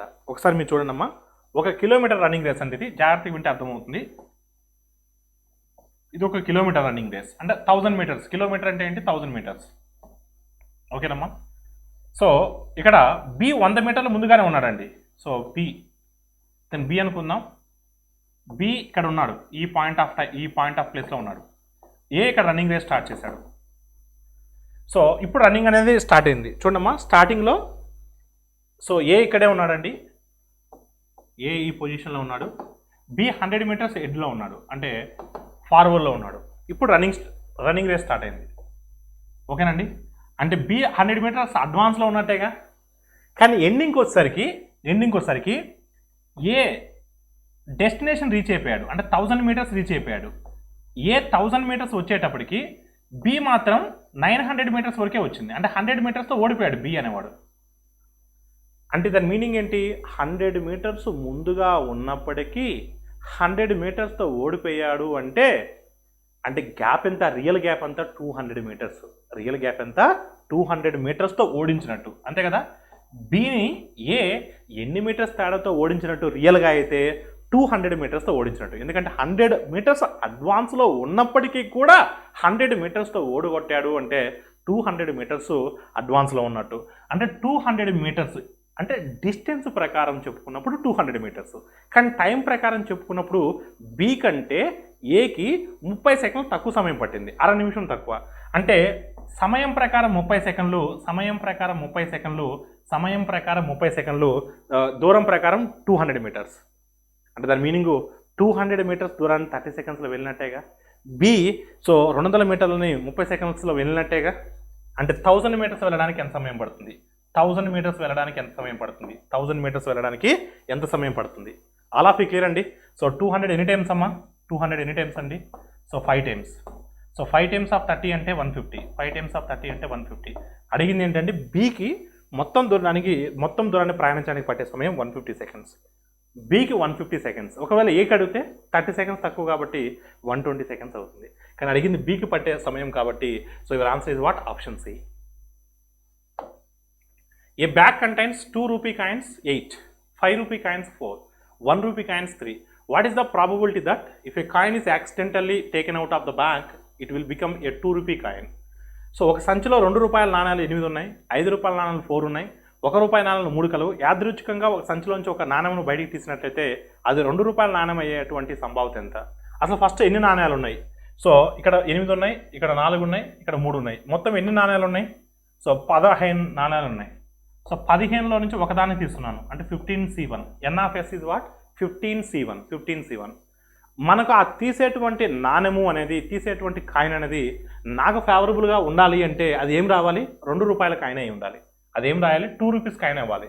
నాకు ఫేవరబుల్గా ఉన్నది 2 రూపీస్ కాయిన్ కాబట్టి సో 2 రూపీస్ కాయిన్స్ ఎన్ని ఉన్నాయి? 8 ఉన్నాయి. 2 రూపీస్ కాయిన్స్ 8 ఉన్నాయి, 8లోంచి 1 రావాలి, అంటే 8C1. సో టోటల్ 15 కాయిన్స్ ఉన్నాయి. 15లోంచి ఒక కాయిన్ తీస్తున్నాను, అంటే 15C1. తీసే కాయిన్ 2 రూపీ కాయిన్ అవ్వడానికి ఎన్ని 2 రూపీస్ కాయిన్స్ ఉన్నాయి? 8 ఉన్నాయి. 8లోంచి నాకు 1 రావాలి. నాకు ఫేవరబుల్ కేసు కావాలి అంటే 8C1/15C1. సో 8C1/15C1 అంటే 8/15. So your answer is what? Option C. Option C is the right answer. How many different words can be arranged so with the letters of the word failure? So failure అనే పదంలోని అక్షరాలతో ఎన్ని విభిన్న పదాలుగా ఏర్పరచవచ్చును. So ఫెయిల్యూర్లో ఎన్ని అక్షరాలు ఉన్నాయండి? 7 ఉన్నాయి. 7 ఫ్యాక్టోరియల్ బై 7 లెటర్స్ని మనం 7 ఫ్యాక్టోరియల్ వేస్లో హారిజెంటల్ వేలో మనం అరేంజ్ చేయగలుగుతాం. If any letter is repeating, check it once or not. Any letter is repeating here. So ఏ అక్షరం కూడా రిపీట్ అవ్వట్లేదు కాబట్టి 7 ఫ్యాక్టోరియల్ మీ ఆన్సర్ అవుతుంది. ఒకవేళ రిపీటేషన్ కింద ఉన్నట్లయితే మనం డినామినేటర్లో తీసుకుంటాం. 7 ఫ్యాక్టోరియల్ అంటే ఎంతమ్మా? 5040. మీకు ఈ వాల్యూస్ అన్ని కూడా చెప్పుకున్నాను మీకు రెగ్యులర్ క్లాస్లో. 7 ఫ్యాక్టోరియల్. సో ఒక ఎగ్జామ్లో గుర్తులేదనుకోండి, అప్పుడు ఏం చేస్తారు? 7 into 6 into, so 5 into 4 into, so 3 into 2 into 1 వచ్చేంత వరకు రాసుకుంటూ పోతే సరిపోతుంది. మీరు కావాలంటే దీన్ని మల్టిప్లై చేసుకుంటే ఇదే వాల్యూ వస్తుంది. ఆల్ ఆఫ్ యూ క్లియర్ అండి? So -5, +15, -45. In this geometric progression, how many terms sum is 9, 10? చూడమ్మా, ఇది -5 అనేది ఒక టర్మ్ అండి. -5, +15, -45. గుణశ్రేణిలో ఎన్ని పదాల మొత్తము? సో 9, 10 అవుతుంది. అసలు గుణశ్రేణిలో పదాల మొత్తానికి ఫార్ములా ఏంటండి? So a into 1 minus r⁴n/1 - r. ఇది గుణశ్రేణిలోని n పదాల మొత్తానికి ఫార్ములా. ఇక్కడ ఏ అంటే మొదటి పదం, ఇక్కడ మొదటి పదం -5, ఏ అంటే -5, మొదటి పదం -5, r అంటే కామన్ రేషియో అంటే రెండో పదము బై మొదటి పదము, లేదా మూడో పదము బై రెండో పదము. అప్పుడు ఎంత వస్తుందండి? -3 వస్తుంది. ఓకేనండి. సో ఆ పదాల మొత్తం ఎంత అండి? 9, 10. పదాల మొత్తం ఎంత? 9, 10. ఇప్పుడు మనకి ఏ తెలుసు, r తెలుసు, n ఫైండ్ అవుట్ చేయాలి. చూడమ్మా, ఏ అంటే ఎంతమ్మా? -5. కొంచెం కేర్ఫుల్గా చూడమ్మా. -5 ఇంటూ 1 మైనస్ r వాల్యూ ఎంత అండి? -3. So -3 whole to the power of n, so divided by, so 1 minus, so -3 కదా, -3 + 3 అవుతుంది. So is equal 9, 10. ఇప్పుడు n ప్లేస్లో ఏ వాల్యూ సబ్స్టిట్యూట్ చేస్తే ఇది సాటిస్ఫై అవుతుందో చూద్దాం. త్రూ ఆప్షన్ ద్వారా వెళ్దాం. దాన్ని సాల్వ్ చేయడానికి ట్రై చేయొద్దు. 6 తీసుకుని వెళ్దాం అనుకోండి. 6 తీసుకుని వెళ్తే ఇక్కడ n ప్లేస్లో 6 కింద ప్లేస్ చేసినట్లయితే అప్పుడు పవర్లో 6 వస్తుంది కాబట్టి అప్పుడు మైనస్ కాస్త పాజిటివ్ అయిపోతుంది. ఓకేనండి, మైనస్ కాస్త పాజిటివ్ వాల్యూ అయిపోతుంది. అలా క్లియర్ అండి, అది పాజిటివ్ వాల్యూ అయిపోతుంది. అంటే 3 పవర్ 6 అంటే 3³ × 3³ 27 × 27 729. 729 చూడమ్మా, -729 అవుతుంది. ఎందుకంటే ఇది ప్లస్ అవుతుంది, కానీ ప్లస్ ఇంటూ మైనస్ అవుతుంది. -729లో నుంచి ఒక 1+1 తీసేస్తే -728. ఇక్కడ మైనస్ ఉంది కదా, మళ్ళీ మైనస్ ఆఫ్ మైనస్ ఏమవుతుంది? ప్లస్ అవుతుంది. అంటే +728 × 5 డివైడెడ్ బై 4. ఇది 9, 10 అవుతుందా చెక్ చేసుకోవచ్చు మీరు. సో 4 ఎన్ని టైమ్స్ అండి? 182 times. 180 times 720, 4 2s are 8. 182 5s are 900, 5 2s are 10. ఎగ్జాక్ట్గా సూటబుల్ అవుతుంది కదా? ఎస్, సూటబుల్ అవుతుంది కాబట్టి అదే మీ ఆన్సర్. సూటబుల్ కాకపోతే మరొక ఆప్షన్కి వెళ్తాం. అలా క్లియర్ అండి. అదే క్యాలిక్యులేషన్ అండి అమ్మా. -3 హోల్ పవర్ 6. సో పవర్లో ఈవెన్ నెంబర్ ఉంది కాబట్టి -3 కాస్త +3 అవుతుంది. 3 పవర్ 6 అంటే 729. Minus into 729 -729. -729లో నుంచి 1 సబ్ట్రాక్ట్ చేస్తే -728. ఇక్కడ మైనస్ ఉంది కాబట్టి మైనస్ ఆఫ్ మైనస్ ప్లస్ అవుతుంది. 728 × 5/4 182 టైమ్స్ 182 5 టైమ్స్ 9, 10 ఎగ్జాక్ట్గా సూటబుల్ అవుతుంది. సో ఆ గుణశ్రేణిలో ఉన్నటువంటి పదాల సంఖ్య 6. Next question. 60 kg alloy A was mixed with 100 kg alloy B. So lead and tin in A is in the ratio of 3:2 and B in the ratio of tin to copper it is what? 1:4. The amount of tin a newly formed alloy is what? 60 kg మిశ్రమ లోహం ఏను 100 kgల మిశ్రమ లోహం బితో కలిపారు. ఏలోని lead టిన్ యొక్క నిష్పత్తి 3:2లో ఉంది. Below tin కాపర్ల నిష్పత్తి 1:4 నిష్పత్తిలో ఉంటే కొత్తగా ఏర్పడినటువంటి మిశ్రమం యొక్క లోహంలో టిన్ యొక్క పరిమాణం ఎంత? చూడమ్మా, 60 kgల ఏ మిశ్రమమును 100 kgల బి మిశ్రమంతో కలిపాము. ఫస్ట్ మనకు కావాల్సింది, మన కాన్సన్ట్రేషన్ అంతా టిన్ మీద ఉండాలి. సో మొదటి దాంట్లో లెడ్ టిన్ కదా, లెడ్ టిన్. సో టిన్ ఎన్ని పార్ట్స్ అంటే 2 పార్ట్స్. సో మొదటి కేసులో టిన్ ఎన్ని parts? 2 parts out of total 5 parts. మొత్తం ఎన్ని పార్ట్స్? 5 పార్ట్స్. ఆ 5 పార్ట్స్లో టిన్ 2 పార్ట్స్ అంటే 2/5. So 2/5 of, so mixture A that is 60 litres 60 kg. ఓకేనమ్మా. సో మొదటి మిశ్రమంలో మొదటి లోహంలో టిన్ ఎంత ఉందా అంటే 2/5 ఆఫ్ 60 ప్లస్ దీన్ని వేరొక మిశ్రమంతో మనం కలిపాము. సో లోహం బి. దాంట్లో టిన్ ఎంత ఉందండి? టిన్ టు కాపర్ కదా, టిన్ అనేది ఒక భాగం ఉంది, మొత్తం 5 భాగాలు ఉంది. సో మొత్తం 5 భాగాలు, టిన్ ఒక భాగం 1/5. So 1/5 of 100, 1/5 of 100. So 2/5 of 60 అంటే సో ఎంతమ్మా? 5 12s 12 2s 24. So 5 times of 20 అంటే 100. 20 + 24 44. అంటే కొత్తగా ఏర్పడినటువంటి మిశ్రమం యొక్క లోహంలో టిన్ యొక్క పరిమాణం ఎంత అంటే 44 kgs. So your answer is what? Option B. Option B is the right answer. The patch rented ABC and grazed for 10 ox for A 7 months, 12 ox for B 5 months and 15 ox for C 3 months. So if total rent it is 175 rupees, then share of rent it is what? పచ్చిక బయలను ABC అద్దెకు తీసుకొని ఏ 7 మాసాల పాటు 10 ఎడ్లను, B 5 మాసాల పాటు 12 ఎడ్లను, C 3 మాసాల పాటు 15 ఎడ్లను మేపుకున్నారు. సో 175 రూపీస్ పచ్చిక బయలు అద్దెలో C యొక్క వాటా ఎంత? సో ఎవరు ఎక్కువైతే మేపుకుంటారో వాళ్ళు ఎక్కువ డబ్బులు కట్టాల్సి వస్తుంది. చూద్దాం. సో ఏ విషయానికి వస్తే 10 oxes for 7 months. సో బి విషయానికి వస్తే so 12 for 5 months, 12 for 5 months. C విషయానికి వస్తే so 15 for 3 months, 15 for 3 months. So if any common term is there cancel, if any common term is there cancel. 5 table, 5 1s are, 5 2s are, 5 3s are, no other common term. So 7 2s are 14, 12, 9. So together is what? 35. Together is how many parts? And 35. So 35 parts is nothing but 175. 35 parts is nothing but 175. 35 5 times 175. 35 5 times 150, 5 5 is 25, 25 plus 150, 175. అడిగింది C అంటే 9 parts కదా, 9 into 5 ఎంతమో 45. So 9 into 5 is what? 45. So your answer is what? 45 rupees. Option A is the right answer. Option A is the right answer. A car owner buys a petrol at 7 rupees, 7.5 rupees and 8.5 rupees per liter in 3 years. If he buys petrol for 4,000 every year, the average price of the petrol is what? ఒక car యజమాని 3 సంవత్సరాల్లో పెట్రోల్ను లీటర్కి 7 రూపాయలు, 7 రూపాయల 50 పైసలు, 8 రూపాయల 50 పైసలు చొప్పున కొన్నాడు. అతను ప్రతి సంవత్సరం 4,000 రూపాయలకి పెట్రోల్ కొంటే లీటర్కి సరాసరి పెట్రోల్ ధర ఎంత? దీన్ని మనం 2 రకాలుగా చేయొచ్చండి. సింపుల్గా చెప్పొచ్చు అంటే ఆప్షన్స్ కొంచెం వైడర్గా ఉన్నాయి కాబట్టి 7, 7.5, 8.5 ప్రతి సంవత్సరం కూడా 4,000 రూపాయలు ఖర్చు పెట్టాడు కాబట్టి సో ఈ మూడింటికి సక్కట్ తీసుకుని డైరెక్ట్గా చెప్పొచ్చు. 7, 7.5 అంటే 14.5, 14.5 ప్లస్ హాఫ్ అంటే 15, 15 ప్లస్ 8 23. ఓకేనమ్మా? 23. 7, 7, 8, 14, 22 ప్లస్ 1 23, 23/3 చేయండి. సో 3 ఎనీ టైమ్స్ అమ్మా? 3 7s 21, 2/3 అంటే 0.6 వస్తుంది, అంటే 7.66. దానికన్నా కొంచెం ఎక్కువ ఉంటుంది, అంటే దానికి దగ్గరగా ఉన్న ఆప్షన్ ఏంటండి? 7.98. దాన్ని డైరెక్ట్గా ఆన్సర్ క్లిక్ చేయొచ్చు.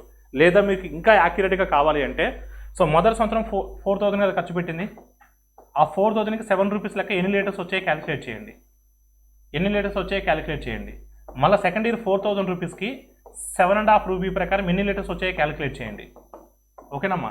నెక్స్ట్ మళ్ళీ మూడో సంవత్సరం 4,000 రూపీస్కి 8.5 రూపీస్ ప్రకారం ఎన్ని లీటర్స్ వచ్చాయో క్యాలిక్యులేట్ చేయండి. ఇవి మీరు కొన్నటువంటి మొత్తం లీటర్లు కదా, ప్రతి సంవత్సరం 4,000 కదా, అంటే 3 సంవత్సరాల మీద 12,000 కదా మీరు ఖర్చు పెట్టింది. సో 12,000 బై సో ఈ మూడింటిని యాడ్ చేయండి. సో ఈ మూడింటిని యాడ్ చేస్తే మీకు ఆన్సర్ వస్తుంది, మీకు యాక్యురేట్ ఆన్సర్ వస్తుంది. ఓకేనండి? ఉన్న వాటర్లో బెస్ట్ ఆప్షన్ మనం సెలెక్ట్ చేయాలి. ఎప్పుడు కూడా కరెక్ట్ ఆన్సర్ కోసం ట్రై చేయకూడదు. So your answer is what? Option A. The father said to the son, I was your present age when you are born. The father is 38 years old now, then 5 years ago the son age is what?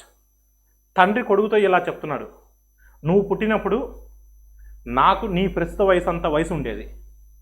తండ్రి ప్రస్తుత వయసు 38 సంవత్సరాలు అయితే so 5 సంవత్సరాల క్రితం కొడుకు వయసు ఎంత?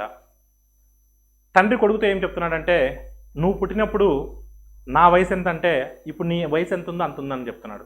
అండ్ సే ఫర్ ఎగ్జాంపుల్ జనరల్గా ఆలోచించండి, ఇప్పుడు కొడుకు 20 సంవత్సరాలు ఉన్నాయనుకుందాం. కొడుకు పుట్టినప్పుడు అంటే 20 సంవత్సరాలు బ్యాక్ వెళ్ళాలి కదా. కొడుకు పుట్టినప్పుడు తండ్రి వయసు ఎంత? కొడుకు ప్రస్తుత వయసుకు సమానం. కొడుకు ప్రస్తుత వయసు 20 అనుకున్నాం కదా, అంటే కొడుకు పుట్టినప్పుడు తండ్రి వయసు 20 కదా. కొడుకు పుట్టినప్పుడు కొడుకు వయసు ఉన్న తండ్రి వయసు 20, కొడుకు 20 వచ్చేసరికి ఇప్పుడు చూడండి కొడుకు 20 ఉన్నాయి ప్రస్తుతం. తండ్రి ఏం చెప్తున్నాడు? నా వయసు నువ్వు పుట్టినప్పుడు ఎంత అంటే నీ వయసు ఎంతో నా వయసు ఎంత అంటున్నాడు. సో ఇప్పుడు తండ్రి వయసు 20 ఎప్పుడు కొడుకు పుట్టినప్పుడు. మరి కొడుకు 20 వచ్చేసరికి తండ్రికి ఇంకొక 20 పెరుగుతాయి కదా, 40 అవుతాయి. అంటే తండ్రి వయసులో కొడుకు వయసు అనేది సగం. ఇప్పుడు ఇది మనం జనరల్గా అజంప్షన్ ప్రకారం, అంటే ప్రస్తుతము కొడుకు వయసు అనేది తండ్రి వయసులో సగం ఉంటుంది కదా. ఇప్పుడు లెక్క ప్రకారం కొడుకు వయసు తండ్రి వయసు ఎంత ఇచ్చాడో 38 ఇచ్చాడు. అప్పుడు కొడుకు వయసు ఎంత అవుతుంది, దాంట్లో సగం అవుతుంది. మీరు కావాలని చెక్ చేసుకోండి. 19, 38. కొడుకు పుట్టినప్పుడు అంటే 0 కొడుకుది. కొడుకు పుట్టాలంటే ఎన్ని సంవత్సరాలు బ్యాక్ వెళ్ళాలి, 19 సంవత్సరాలు బ్యాక్ వెళ్ళాలి. 38లోంచి 19 తీసేస్తే 19. మరి కొడుకు పుట్టినప్పుడు సో తండ్రి వయసు ఎంత అంటే ప్రస్తుతం కొడుకు వయసు సమానమైందా లేదా, అంటే ప్రస్తుతము కొడుకు వయసు 19 సంవత్సరాలు. కానీ అడిగింది ప్రస్తుతం కొడుకు వయసు కాదు, 5 సంవత్సరాల క్రితం కొడుకు వయసు. 5 సంవత్సరాల క్రితం అంటే 5 సంవత్సరాలు బ్యాక్ వెళ్ళాలి కదా, 19 నుంచి ఒక 5 తీసేయాలి కదా, 14. అంటే 5 సంవత్సరాల క్రితం, 5 సంవత్సరాల క్రితం ఎంత అంటే 14 సంవత్సరాలు. తొందరపడి 19 క్లిక్ చేయొద్దు. అడిగింది ప్రస్తుతము కొడుకు వయసు కాదు, ప్రస్తుతము తండ్రి వయసు కాదు. ప్రస్తుతం కొడుకు వయసు అడగలేదు, ప్రస్తుతం తండ్రి వయసు అడగలేదు. 5 సంవత్సరాల క్రితం కొడుకు వయసు అడుగుతున్నాడు. So your answer is what, option ఏ. ఒకవేళ 5 సంవత్సరాల క్రితం తండ్రి వయసు అంటే 33 సంవత్సరాలు. సో అడిగింది కొడుకు వయసు కాబట్టి 14 సంవత్సరాలు. A shopkeeper buy 2 types of tea at 60 rupees per kg and 65 rupees per kg, and mixture of these two tea is 68.20 per kg with 10% profit for sale. Then what is the ratio of the 2 types of tea are mixed? ఒక దుకాణదారుడు 60 రూపాయల kilogram, 65 రూపాయల kilogram వంతున 2 రకాల టీలను కొని మిశ్రమాన్ని 68.20 కిలోగ్రాములు చొప్పుగా అమ్మగా 10% లాభం పొందాడు. 10% లాభం పొందాడు. అయితే 2 రకాల టీలను ఏ నిష్పత్తిలో కలిపాడు? ఒక రకం టీ ఎంతమ్మా 60 రూపాయలు, మిశ్రమాల ద్వారా చేయొచ్చు, మిక్చర్స్ ఆర్ ఎలిగేషన్ ద్వారా చేయొచ్చు. మరొక రకం టీ ఎంత అంటే 65 రూపీస్, మరొక రకం టీ ఎంత 65 రూపీస్. ఈ రెండు విలువలు ఏంటంటే కొన్న విలువలు, కాస్ట్ ప్రైసెస్ ఇవి. కానీ మిక్చర్ వాల్యూ ఏమి ఇచ్చాడండి, సెల్లింగ్ ప్రైస్ ఇచ్చాడు, అమ్మిన వాల్యూ ఇచ్చాడు. ఎప్పుడు కూడా మిశ్రమాన్ని అప్లై చేసేటప్పుడు ఈ 3 విలువలు ఒకే ప్రమాణాన్ని కలిగి ఉండాలి, ఒకే యూనిట్స్ని కలిగి ఉండాలి. ఒకే యూనిట్స్ని కలిగి లేకపోతే మనం ఒకే యూనిట్స్లో కన్వర్ట్ చేసుకోవాలి. ఆ కన్వర్ట్ చేసుకోవడానికి కావాల్సినటువంటి డేటా ఇస్తాడు. ఆ డేటా ఏంటంటే లాభ శాతం ఇచ్చాడు. చూడండి, లాభ శాతం ఇచ్చినా నష్ట శాతం ఇచ్చినా మనం అమ్మిన వాళ్ళని కొన్న వాళ్ళకి మార్చవచ్చు. 10% లాభం అంటే దాన్ని మనం ఇలా రాయొచ్చా, 10% లాభం వచ్చినప్పుడు 110% రాయొచ్చు కదా. అంటే 110% of CP is nothing but 110% of CP is nothing but దేనికి ఈక్వల్ అండి, 110% ఆఫ్ సిపి అనేది దేనికి ఈక్వల్ అండి 68.20. ఇది ఏంటండి సెల్లింగ్ ప్రైస్. మనకు కాస్ట్ ప్రైస్ కావాలి. కాస్ట్ ప్రైస్ అంటే ఎంతమ్మా 100%. సో 100% అంటే ఎంత చూడండి అమ్మా. సో ఇక్కడ 0కి ఇక్కడ 0 క్యాన్సిల్ అవుతుంది. 11 6 are 66, 11.2 are 2.2, అంటే 10 into 6.2, 10 into 6.2 అంటే ఎంత అవుతుందంటే 62 అవుతుంది. 10 into 6.2 అంటే ఎంత అవుతుంది 62 అవుతుంది. అంటే మిక్చర్ యొక్క వాల్యూ, మిక్చర్ యొక్క cost price value is what అమ్మా 62. Mixture cost price is 62. So 65 62 difference is what 3. 60 62 difference is what 2. So your answer is what 3:2. Your answer is what 3:2. So option A is the right answer. Option A is the right answer. 1/4 of 1/3 of a number is 15. Then what is the 3/10 of that number? ఒక సంఖ్యలో 1/3 వంతులో 1/4 వంతు విలువ 15 అయితే ఆ సంఖ్యలో 3/10 వంతు విలువ ఎంత? సో 1/4 ఆఫ్ 1/3 అంటే 1/12 ఉంటుంది. So 1/12 of number 1/12 of a number is 1/12 of X is ఎంతమ్మా 15. Then X value is what అమ్మా 12 into 15 180. 12 into 15 180. All of clear అండి. So 1/4 of 1/3 of 1/12 of a number will be equal to 15. So that number will be equivalent to what? 12 into 15. 12 15 times 180. 15 10 times 150. 15 2 is 30. 30 plus 150 180. Therefore number is 180. So అడిగింది number కాదు, అడిగింది 3/10. 3/10 అంటే 30%. 3/10 అంటే ఎంతమ్మా 30%. 30% of 30% of 180. 10% 18. 30% 54. Otherwise 3/10 of 180. 0 0 get cancelled. 3 18 is 54. So your answer is what? 54. Option D is the right answer. 0.87 whole cube plus 0.13 whole cube divided by 0.87 whole square plus 0.13 whole square minus 0.87 into 0.13. మీరు ఈ expression చూస్తుంటే మీకు ఏమనిపిస్తుందండి? ఇది ఏ ఫార్మేట్లో ఉందని కనిపిస్తుంది మీకు? A cube plus B cube by so A square minus AB plus B square కదా. So దీని వాల్యూ దేనికి ఈక్వల్ అమ్మా? ఏ ప్లస్ బీకి ఈక్వల్. అదేవిధంగా ఒకవేళ ఈ ఫార్మేట్లో ఉండేట్లయితే A cube minus B cube by A square plus AB plus B square ఈ ఫార్మేట్లో ఉన్నట్లయితే so your answer is what? A minus B. కానీ మనకి ఇచ్చినటువంటి ఈక్వేషన్ ఈ ఫార్మేట్లో ఉంది కదా, ఈ ఫార్మేట్లో ఉంది కదా. ఏ అంటే 0.87, బి అంటే 0.13. Yes or not? So this value will be equal to what? So A plus B కదా. ఇక్కడ ఏ అంటే ఎంతమ్మా? 0.87. బి అంటే ఎంత అండి? 0.13. సో ఈ రెండింటిని యాడ్ చేస్తే ఎంత వస్తుంది? 1 వస్తుంది. So your answer is what? Option C. Option C is the right answer. Thank you all of you.